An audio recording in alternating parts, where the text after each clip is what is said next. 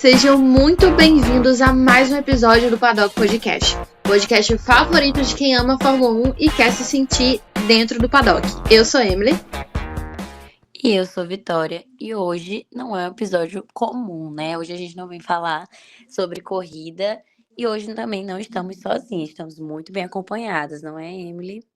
Exatamente, porque a gente trouxe uma convidada especial para esse episódio. Seja muito bem-vinda, TT Garcia. Oi, gente, muito obrigada pelo convite. Bom, TT, a gente chamou hoje aqui. Enfim, vamos parar de suspense, porque o tema do episódio já está na descrição do vídeo, já está na thumb do vídeo.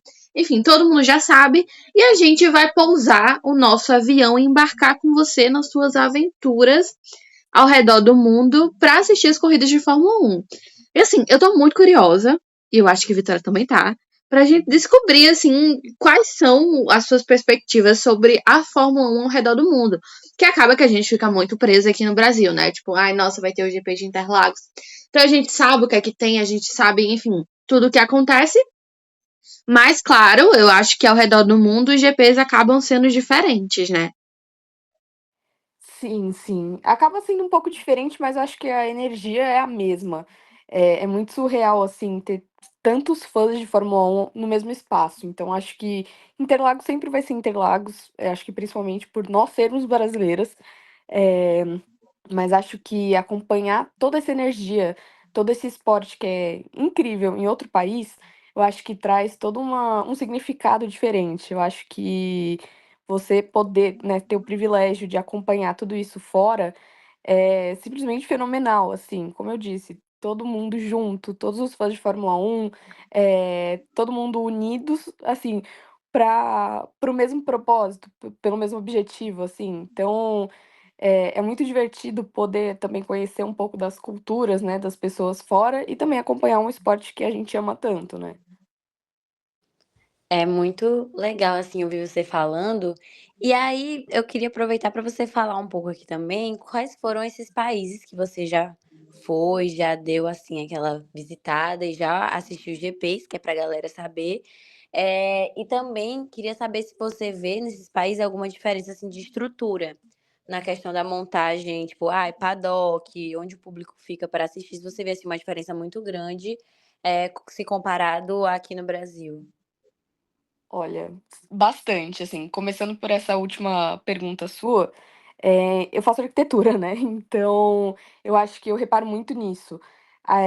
Como eu disse, eu acho que eu amo Interlagos, mas ao mesmo tempo ele tá ficando meio parado, assim, no tempo, em relação à tecnologia e à infraestrutura mesmo.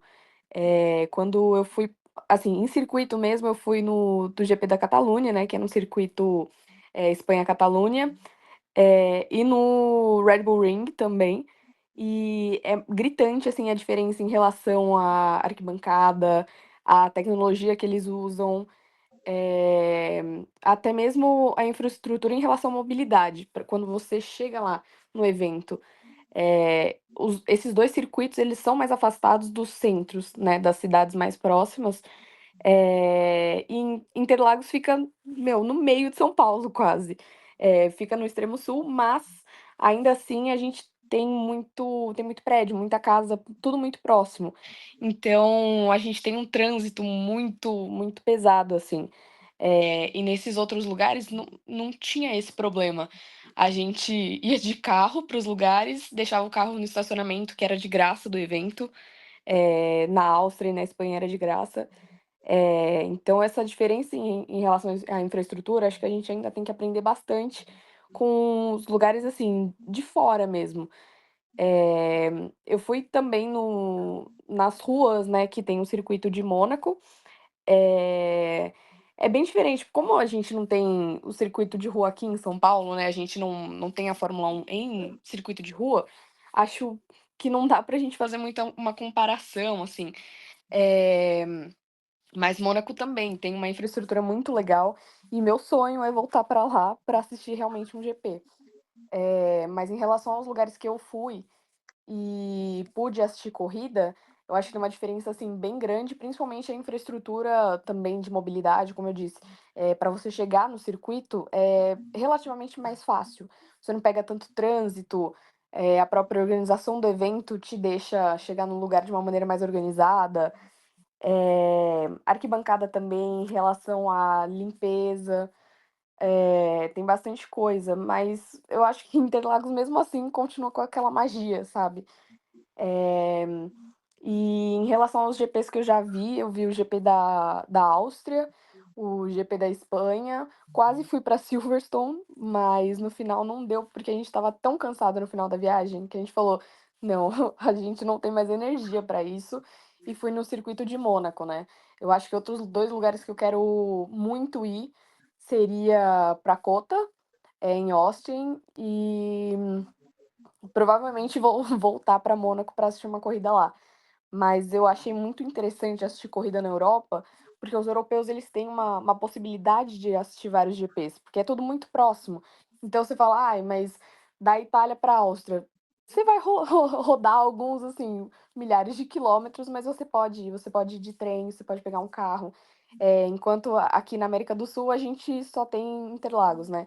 Então eu acho que os europeus eles têm muita chance de poder acompanhar o esporte. Tem as triple headers lá, então acho que é muito mais fácil você conseguir seguir lá. Enquanto, como eu disse, aqui, na América do Sul a gente só tem Interlagos.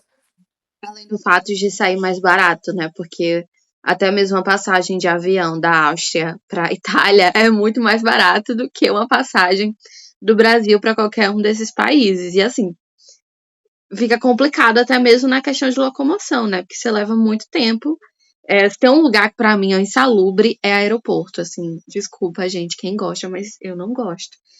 E acaba que tem essa facilidade também, né? Como você falou, de um país para outro. E isso fica complicado um pouco pro Brasil, né? Que a gente aqui perto só tem o quê? A gente só tem o GP do México e os GPs na América. América, desculpa. Nos Estados Unidos, né? Que a gente tem 3, já é uma possibilidade, mas ainda assim é muito longe, é muito mais longe do que, sei lá, fazer uma Fórmula Trip aí na Europa. É, exatamente. É tudo muito relativamente muito próximo na Europa.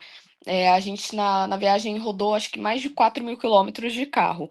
Mas assim, porque realmente a gente andou muito, muito, né? A gente foi para Itália, Áustria, Espanha, a gente passou pela França, várias cidades, né, nesse meio tempo. E é muito mais fácil, tanto que tem gente, amigos de amiga minha que eles conseguiram assistir quase todas as corridas da Europa.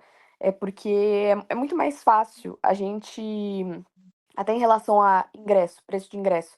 Claro que o nosso poder de compra como brasileiro é bem mais baixo, porque o euro é muito caro, o dólar é muito caro.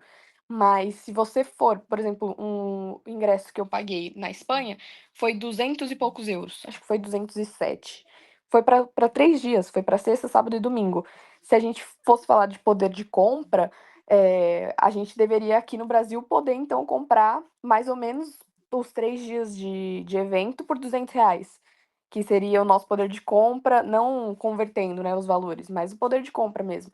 Então, aqui no Brasil ainda é um esporte que a gente não consegue trazer tanto o público, é muito relativamente elitizado, é muito caro, é um esporte muito caro. Então, na Europa eles têm um pouco dessa possibilidade de ir de um país para o outro de trem, que vai custar poucos euros, eh, ou também comprar um ingresso para 3 dias, que seria 200 euros. Então, até por causa disso, não só a localização ajuda, né, mas também o valor das coisas. Show. E você falando sobre toda essa questão de, ai, correria, tipo, ter esse fácil acesso para caso queira ver os GPs em outros cantos, mas a gente também queria saber, assim, tipo, de tudo que você já foi nessas viagens, teve algum perrengue, assim, muito grande que você passou para assistir algum GP, que, tipo assim, foi uma situação bem até engraçada de ter acontecido com você? Compartilhe com a gente. Olha, acho que perrengue por conta de GP, não. Mas acho que todas as viagens que a gente faz, a gente tenta planejar ao máximo, mas acaba alguma coisa saindo um pouco do nosso controle. Mas eu fui com os meus pais no GP da Áustria. Mesmo eles sendo relativamente novos, foi bem difícil para eles, porque a gente estava na área que era o tipo General Admission, que é onde a gente senta na grama mesmo. É como se fosse o Heineken Village daqui de São Paulo. A mesma ideia. Então a gente estava sentado na grama, tudo mais, muito sol. Então eles já estavam com dor no corpo, a gente estava tomando muito sol. Então isso foi bem perrengue, assim, porque a gente cansou muito. Então a gente ficou o dia inteiro tomando sol, comendo relativamente pouco, porque lá tinha hot dog só para vender. Então a gente comeu relativamente mal, tomou muito sol, ficou sentado na grama, assim. Então, nesse sentido, assim, realmente foi um perrengue. Mas eu acho que eu nunca fui tão feliz passando um perrengue, entre aspas, como assistindo o GP da Áustria. É aquilo, né? Você passou por isso, mas amore, ai, tô aqui na Áustria, Perrengue assisti o chique. GP bem tranquilo. É, perrengue chique, faz parte. Eu sempre tentava pensar desse jeito, viu? Porque na Áustria também é muito ruim de estacionar carro. Aí a gente já passou o maior nervoso, porque a gente não conseguia achar vaga, porque as vagas você só pode deixar o carro tipo 3 horas, e a gente ia ficar, sei lá, 5 dias na Áustria. E aí eu sempre pensava nisso, eu falava assim, não, mas é um perrengue, quantas pessoas podem falar que elas sofreram na Áustria, que elas passaram perrengue na Áustria, sabe? Então eu sempre tentava pensar desse jeito, porque na Áustria realmente, até por conta da língua, que meu alemão é assim, básico. Eu sei falar, oi, tudo bem? Meu nome é esse, eu estudo tal coisa, meu alemão acaba aí. Então foi bem difícil. O inglês deles não é todo mundo que fala. Então, nossa, perrengues, perrengues demais, assim, na Áustria. Gente, mas como eu falei, perrengue chique, mas você tem muito bom humor, porque, assim, pra mim, quando eu passo alguma coisa, eu acho que eu fico encucando com aquela questão e eu já teria me desesperado em, tipo assim, outro país, mesmo que seja assim, uma coisa simples. Ai, vou levar um sol que, assim, sou de Natal, então já tô acostumada com o sol e calor, assim, o que a gente mais tem aqui, né? Mas você levou numa boa. Mas agora a gente vai fazer uma dinâmica diferente. Você falou que foi em alguns GPs, a gente sabe que você foi em alguns GPs. Então, primeiro, a gente vai desembarcar, né? Vamos usar aqui a voz de aeromoça. Iremos desembarcar em Barcelona, na Espanha. Eu queria saber mais um pouquinho a fundo sobre como foi essa sua viagem, como é que foi. Eu sei que você é fã do Carlos, né? Então, como foi o sentimento de ir para a corrida em casa do Sainz? Olha, eu amei a pergunta. Porque eu sou, assim, muito fã do Sainz. Ele foi, acho que, o cara que me fez voltar a assistir a Fórmula 1. Foi a vitória dele em Silverstone, em 2022, que eu falei: caramba, eu gosto de Fórmula 1. Eu pretendo seguir, sabe? Continuar acompanhando.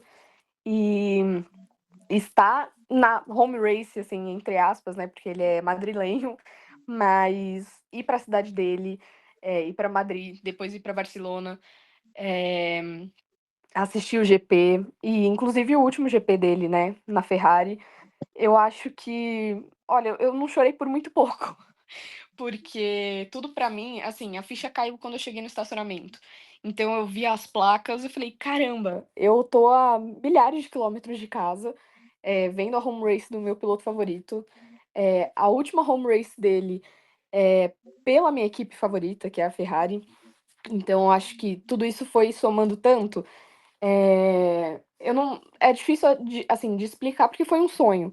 Faz anos que eu. Faz anos, 3 anos, né, que eu sonho em assistir o GP da Espanha. Chegar lá e assistir de fato, sentir a energia, assim, de outros fãs do Sainz, e a minha arquibancada ficava do lado da dele, porque na verdade eu esperei para comprar o ingresso da arquibancada dele e esgotou muito rápido. Era 5 horas da manhã aqui no Brasil, eu estava tentando comprar o ingresso para a arquibancada dele e esgotou muito rápido, eu não consegui comprar, então eu comprei a do lado.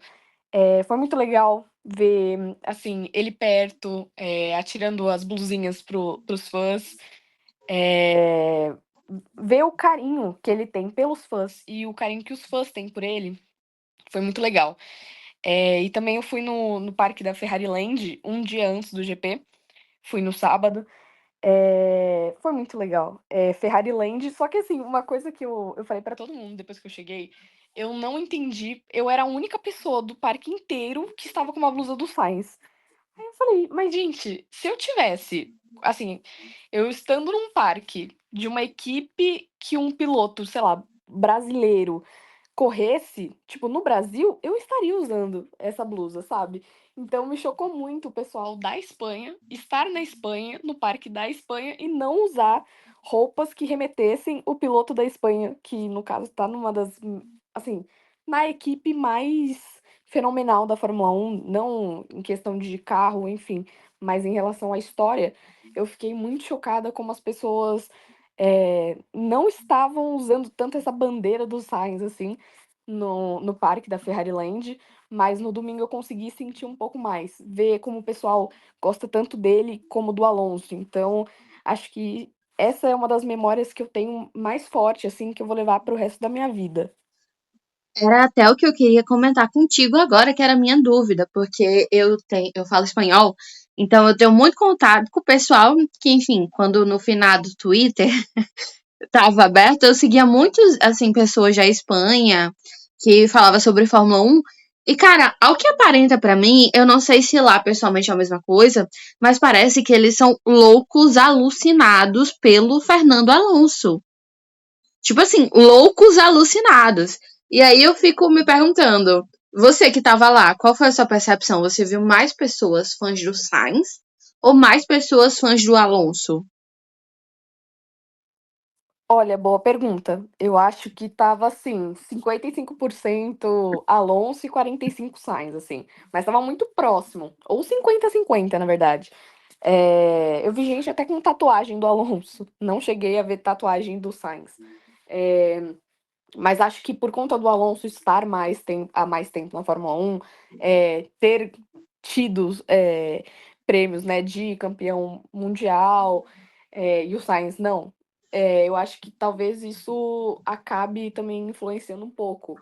Mas que nem você falou, os fãs do Alonso, assim, na Espanha são gigantes. Eu conheci gente que falava: "Não, o Alonso pra mim é sensacional". Até hoje eu voltei a assistir Fórmula 1 porque o Alonso voltou. Então acho que os espanhóis realmente gostam muito do Alonso. Inclusive no setor que eu estava, tinha um monte de gente com a blusa da Aston Martin, mas não era do Stroll, era do Alonso, né, no caso. Ai, quanto a isso, esses fãs do Alonso precisam não se preocupar, né? Porque no que depender dele, ele ainda vai ficar bastante tempo na Fórmula 1. Mas entre essas perguntas e você falando sobre essa questão, ai, quando eu cheguei não tinha tanta gente com a camisa do Sainz, não sei o quê. E a gente, sempre que a gente vai para um lugar assim novo, né? Ainda mais quando se trata de outros países, a gente fica reparando nessa diferença muito grande de cultura. E nessa diferença também do público, assim.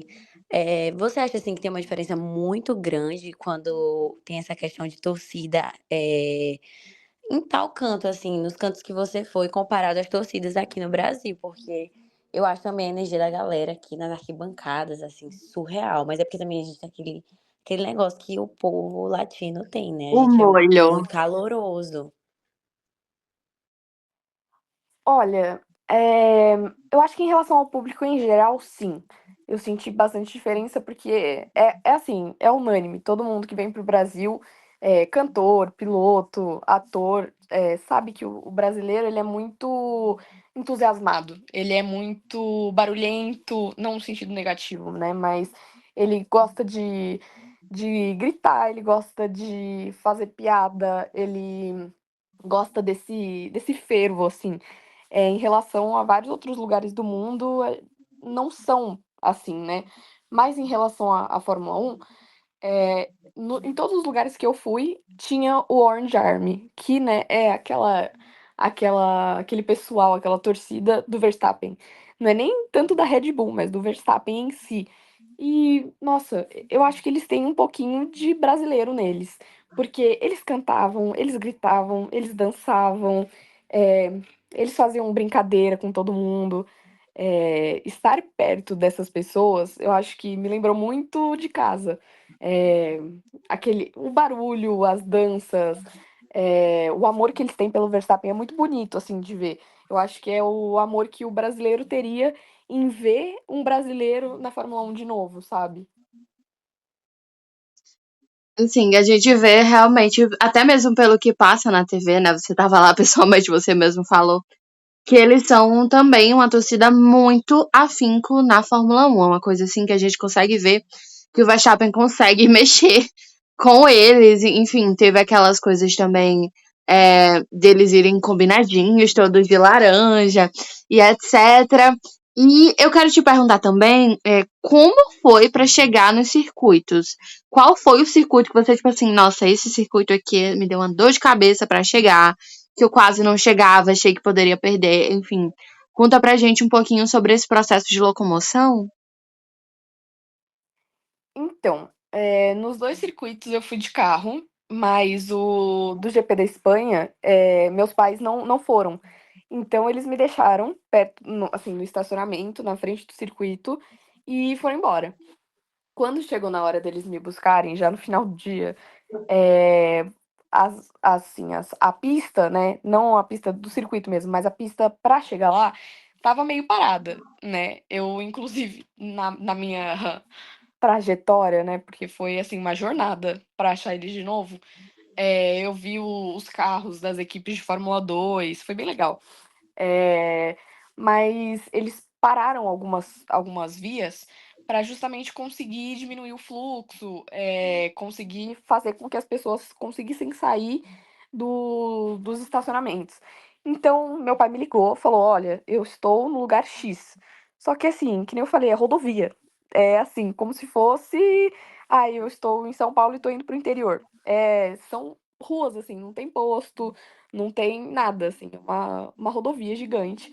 E aí ele me mandou a localização dele no Whats. E eu sou péssima com essas coisas de ver mapa.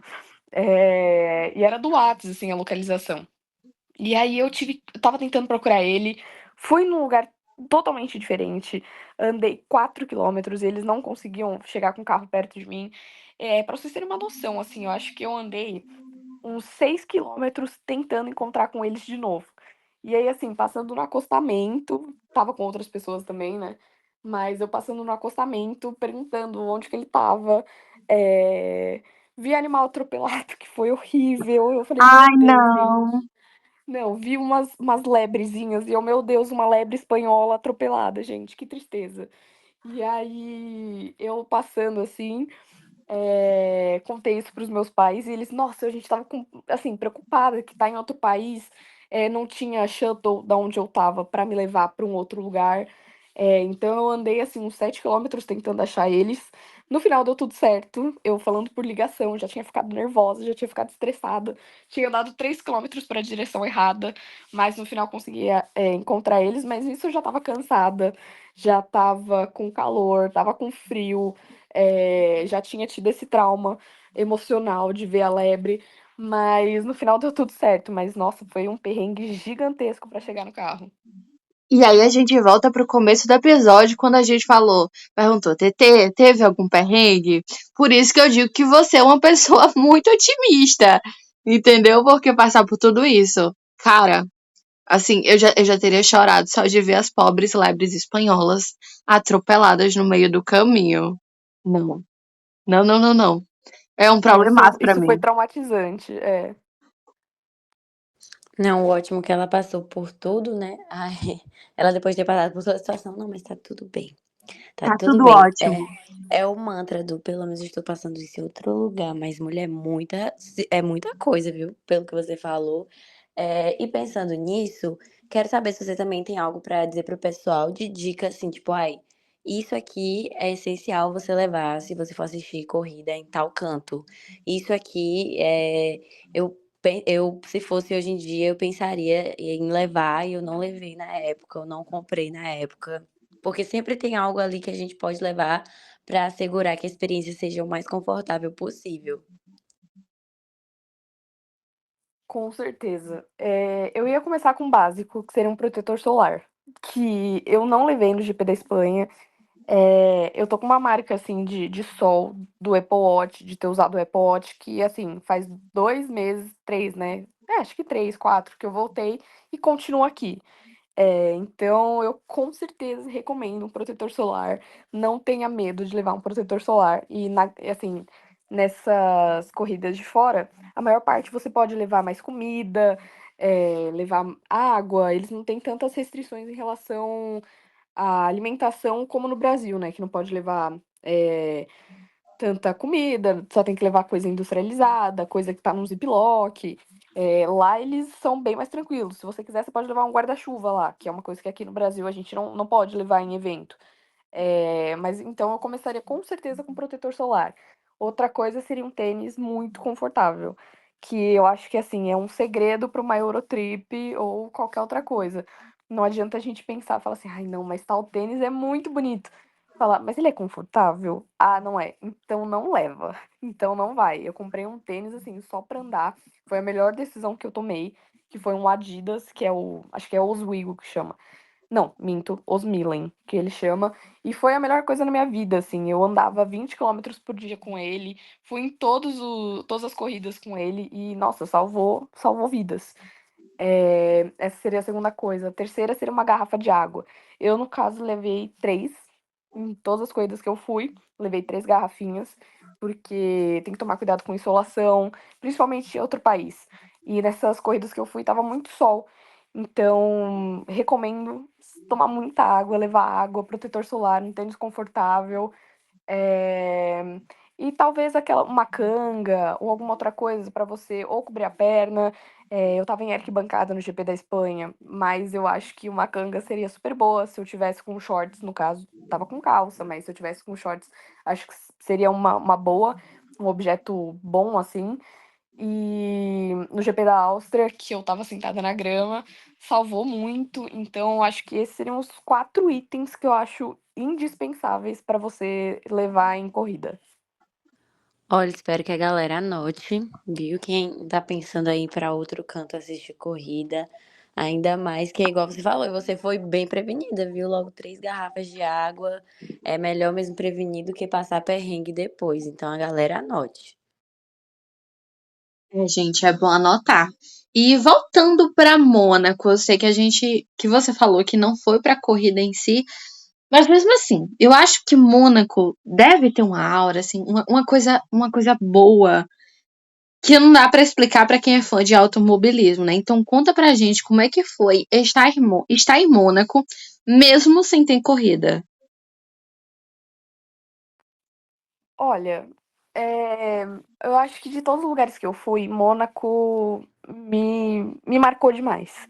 Eu acho que para todo fã de Fórmula 1, falar assim, em Mônaco é uma coisa surreal. Eh, eu Assim, é difícil de explicar, mas é um lugar tão bonito, tão limpo, bem cuidado, é tudo muito lindo lá. Então é uma coisa que realmente salta aos olhos. Eu fui também na coleção, né, de carros do Príncipe, então tinha carro do Verstappen, do Lewis Hamilton, tinha o capacete do Senna, e assim, estar passando lá onde o Senna ganhou tantas vezes, o rei de Mônaco, ver tudo aquilo, ver os pontos turísticos, eu acho que Mônaco é o meu lugar favorito no mundo depois disso. E a cada vez que assim, cada passo que eu dava, eu falava: "Meu Deus, eu realmente estou aqui", sabe. É uma assim, é uma energia surreal, assim, é uma coisa tão é difícil de explicar. Ele é um lugar muito bonito, muito tem muito verde também, o ar é diferente, parece. E que nem eu falei, cada passo que eu dava, eu falei: "Meu Deus, eu realmente tô aqui. Caramba, eu tô aqui". Eu agradeci muito a Deus por estar lá, porque foi uma oportunidade muito surreal. Como eu disse, estar lá e foi foi assim, pouco tempo depois da vitória do Leclerc. Então, todo lugar que você passava lá tinha coisa da Ferrari, tinha coisa do Leclerc, coisa do Senna. Então, ter passado lá, ter visto os carros, estava tendo um evento de hipismo lá. Nossa, foi surreal. Eu acho que são assim, coisas que eu nunca vou esquecer na minha vida. E eu acho que Mônaco se tornou o meu lugar favorito, assim, no mundo inteiro.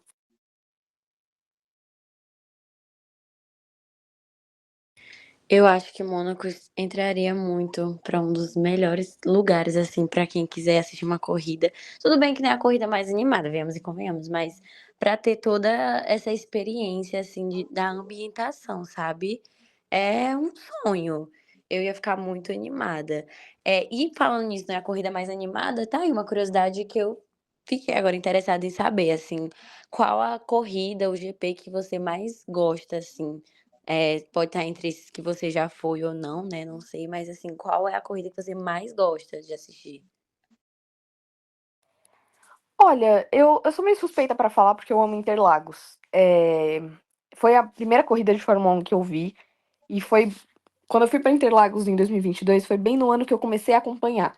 Então, era assim, um surto a cada 5 minutos. Então, Interlagos sempre vai ser isso pra mim, vai ser essa realização de um sonho e meio que um sonho meu que acabou se tornando realidade no sentido de como eu vivi minha vida.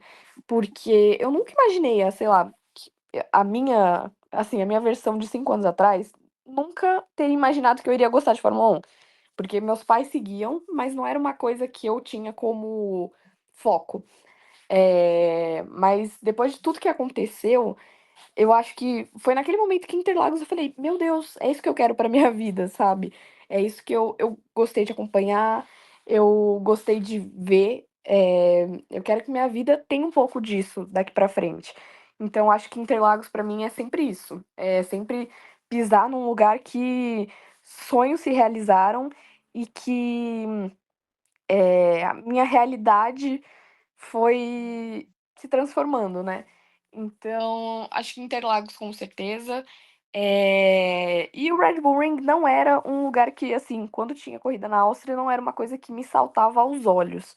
Mas quando eu fui esse ano, teve aquela batalha Verstappen e Norris, eh, o Russell herdando a vitória, o Piastri e o Sainz no pódio, porque eu queria que o Sainz subisse, né, no pódio.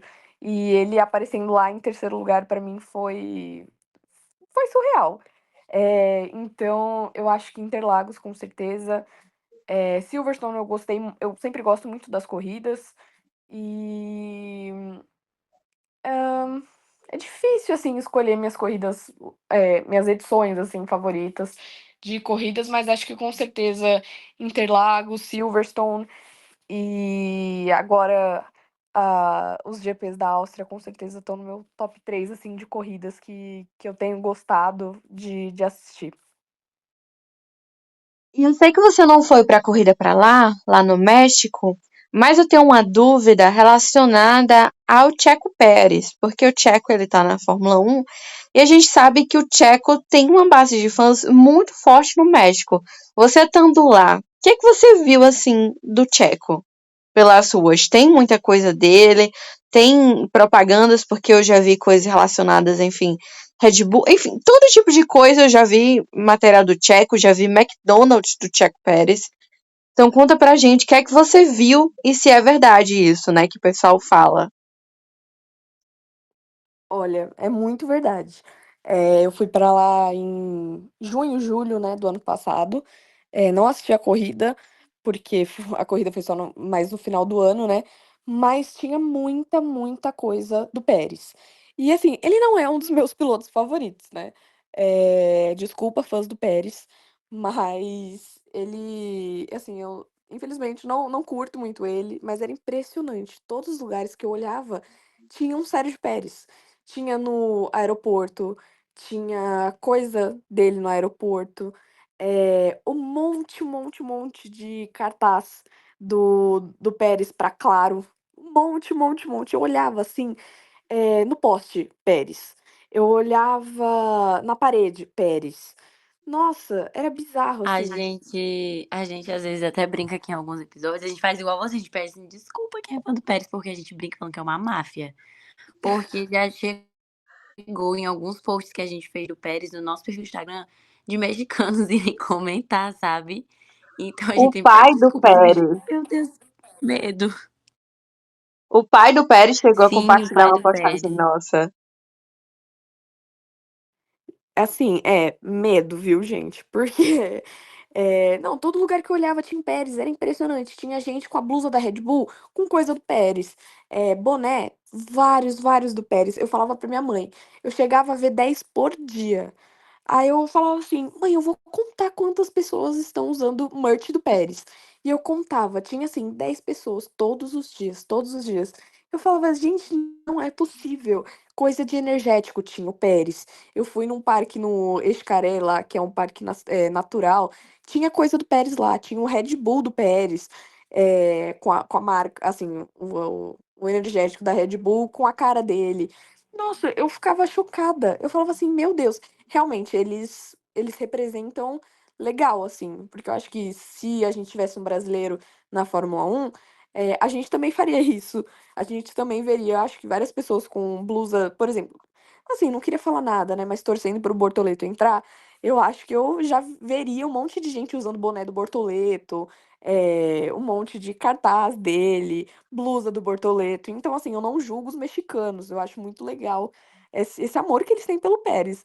Mas, nossa, tem muita, muita coisa deles. Assim, é surreal. Uma amiga, e você também passou, né, pela casa da Ferrari, Maranello, e como você falou já no episódio, enfim, você é muito fã do Carlos, fã da Ferrari. Então conta pra gente como é que foi essa experiência. Porque você já foi no GP de Barcelona, você já foi na Ferrari Land e depois em Maranello. Olha, eu acho que foi uma viagem com tema de automobilismo, né?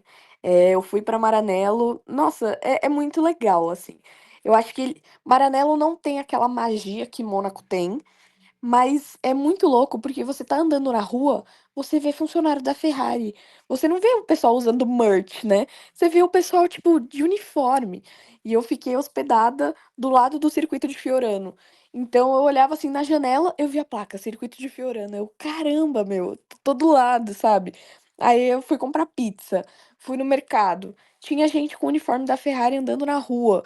De noite tinha um pessoal no barzinho, assim, tipo, fazendo um happy hour, assim, depois de um dia longo na fábrica da Ferrari, sabe?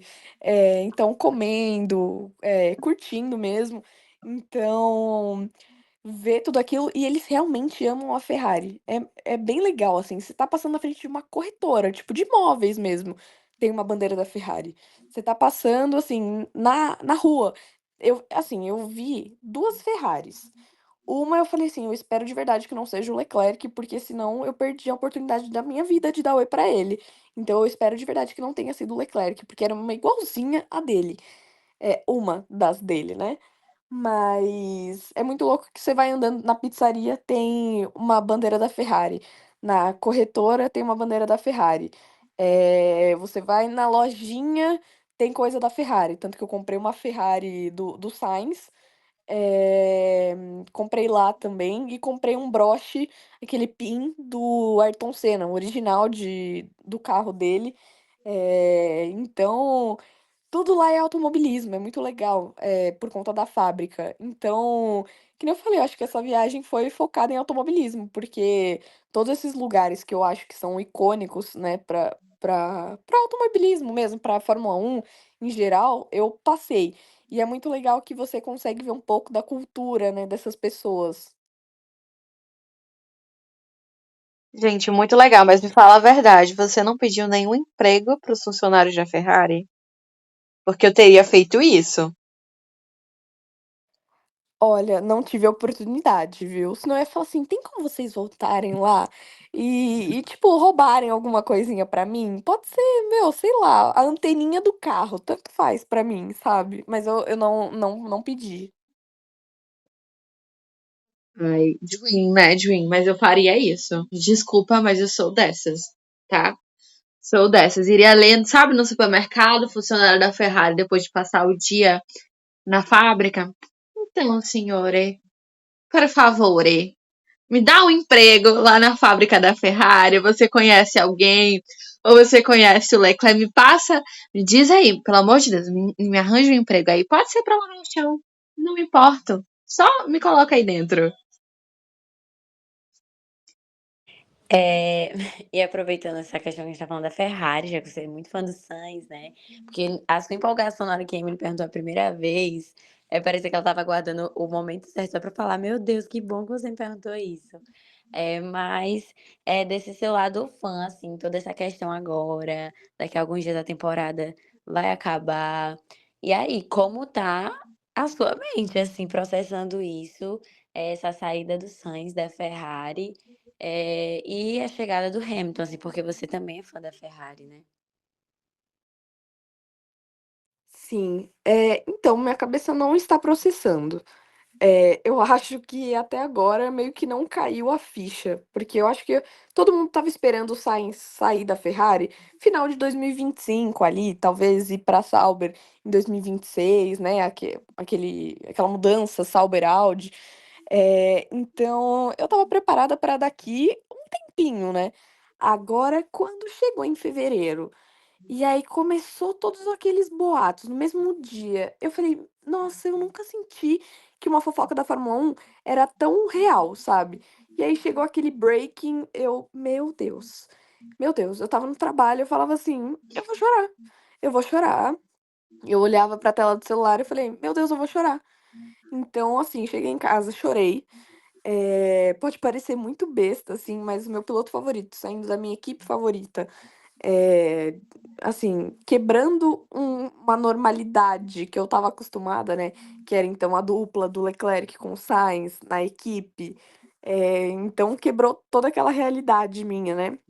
Então, foi um choque, que nem eu falei, eu acho que meu cérebro não está preparado, eu acho que eu vou chorar horrores em Abu Dhabi, quando estiver assistindo, assim, tudo aquilo, a última corrida dele pela Ferrari.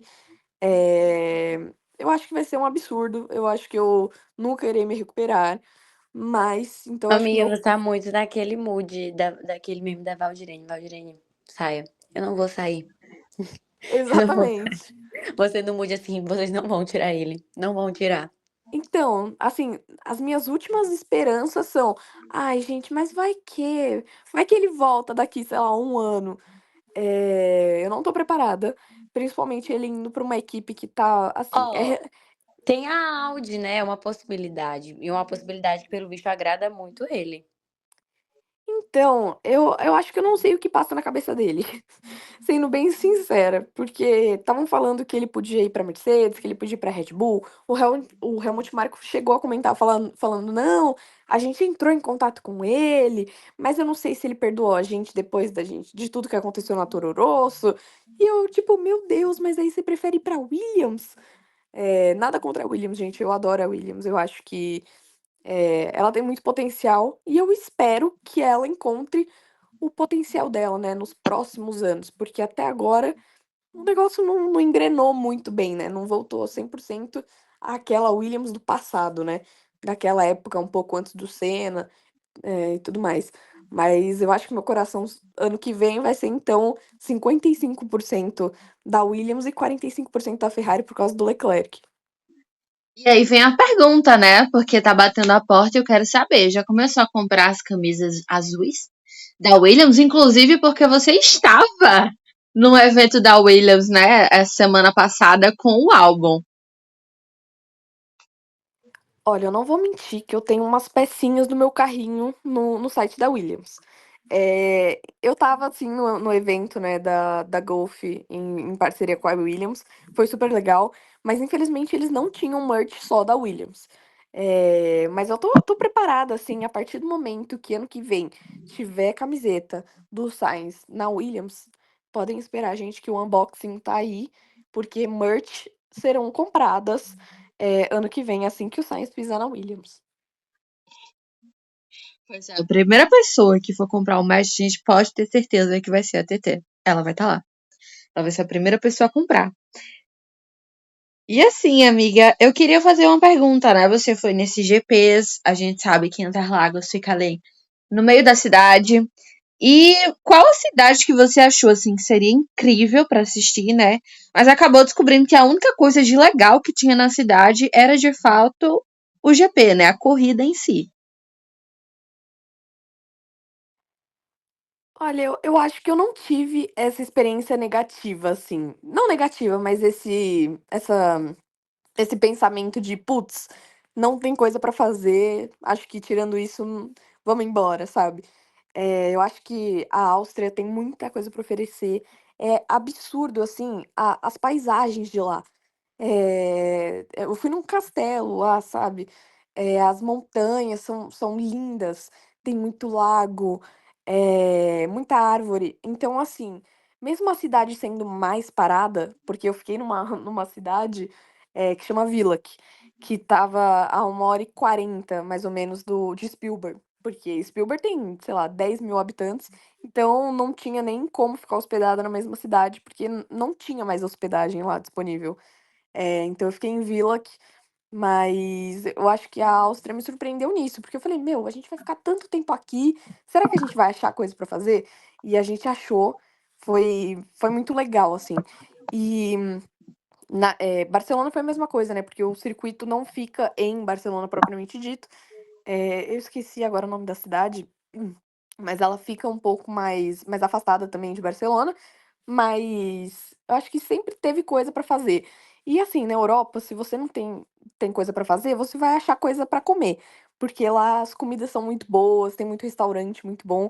Então você fala: "Ah, não tem coisa pra fazer, mas eu vou num restaurante bom, que alguma coisa eu vou achar", sabe. Então eu acho que essa experiência negativa eu, graças a Deus, não tive.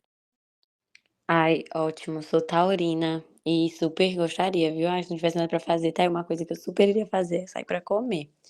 Eh, e acho que pra já se encaminhando para o final aqui desse nosso app, eu queria saber se nessas viagens você teve a experiência, assim, de ter um contato um pouco mais próximo com algum piloto, assim, tipo, conseguir tirar uma foto, conseguir até mesmo conversar, algo, sei lá, alguma coisa mais assim que você não esperava e você conseguir encontrar algum piloto. Infelizmente não tive essa oportunidade. Eu até acho que poderia ter ficado perto da entrada, né, de onde eles ficam, ou ficar próximo do hotel, mas eu quis aproveitar bastante a viagem em si, sabe. Não tive essa oportunidade de conversar com nenhum deles. Eu espero que em alguma das outras viagens que eu fizer, ou até mesmo aqui em São Paulo, eu consiga. Mas infelizmente eu não tive essa oportunidade, mas quem sabe, né, o que o futuro nos reserva. Isso com certeza, porque a gente vê muito, né, histórias de algumas meninas que vão pra assistir um GP e acaba que consegue uma foto, consegue um raio, consegue alguma coisa dos outros pilotos e é incrível. Mas eu acho que é isso. A gente conseguiu trazer aqui esse episódio bem diferente dos que a gente geralmente traz para o pessoal. E assim, foi muito bom escutar de você essas experiências, porque a gente vê que a galera tem muito interesse em assistir outros GPs e conhecer outros lugares que não sejam apenas na corrida aqui em Interlagos, aqui no Brasil. Então foi muito legal, assim, ouvir essas experiências, porque já empolga ainda mais a galera a buscar mais, né? E escolher para qual canto quer ir. E muito obrigada por ter topado, assim. Acho que foi o primeiro contato que a gente do Paddock tinha assim, tão diretamente com você, mas eu e a Emily, a gente já acompanhava seu perfil ali no Instagram, já estava dando uma olhada. E de cara a gente concordou que seria muito massa ali trazer aqui. Então, muito, muito obrigada. As nossas redes sociais do Paddock, como vocês sabem, vão estar na descrição do vídeo, assim como a da TT. Vai estar lá também, se vocês quiserem falar com ela, saber um pouco mais, né? Acho que ela não vê problema, acredito eu, da galera ir lá conversar. E acho que é isso. Muito obrigada pelo convite, foi muito bom essa conversa. E claro, quem quiser conversar, quem quiser tirar dúvida, pode me chamar lá, que eu respondo todo mundo. Eu adoro esse contato mais próximo com cada um dos seguidores, enfim. E muito obrigada pelo convite, foi um papo muito bom. Muito, muito obrigada mais uma vez. E obrigada também para quem está escutando a gente. Continue acompanhando a gente. A gente está quase batendo os 10 mil lá no Instagram. Falta muito pouco. Por isso, quem ainda não segue a gente, siga, por favor. Quem não segue a TT, siga também. E acho que é isso. Muito obrigada por escutarem mais um episódio do Paddock Podcast. Um beijão. Ju, até a próxima.